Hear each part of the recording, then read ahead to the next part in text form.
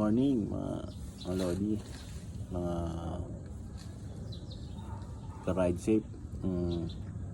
Share ko lang yung aking nasaksihan along Congressional Ave kanina, mga 7 past 7 na.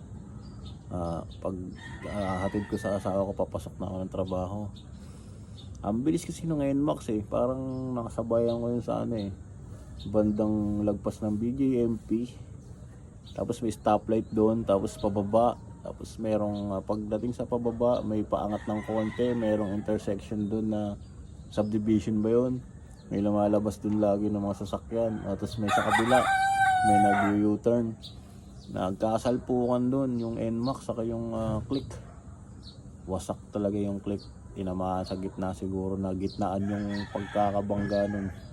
Wasak, putol natanggal yung rear wheels dun sa dun sa motor Buti naman walang nasaktan, walang walang namatay, injured lang sila.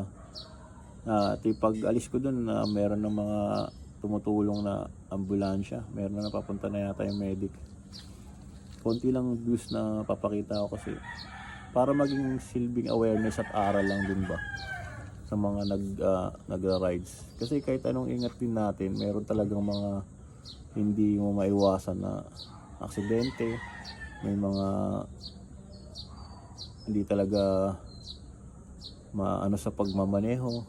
Mapapansin mo yan sa body language nila nagbibiting the red light. Yan, layuan mo na yung mga ganun kasi wala silang pakialam sa mundo Yun yung mga nagiging problema sa pag-rides natin Merong mga sobra sa speed na walang pakialam, biglang mangkakat.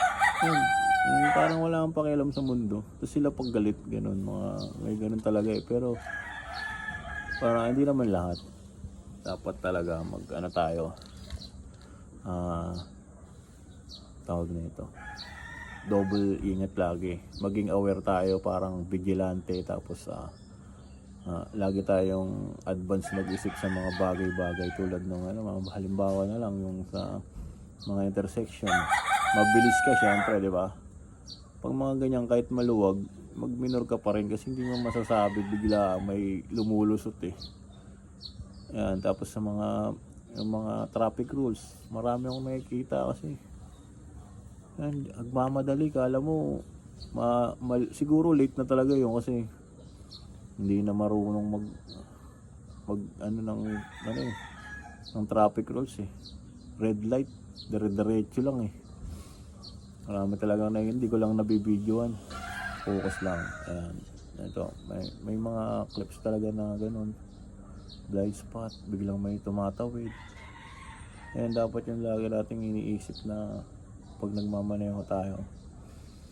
Marami kasi talagang hindi natin makokontrol isip ng tao, ganyan. Kaya ingat lagi tayo, ride safe lang.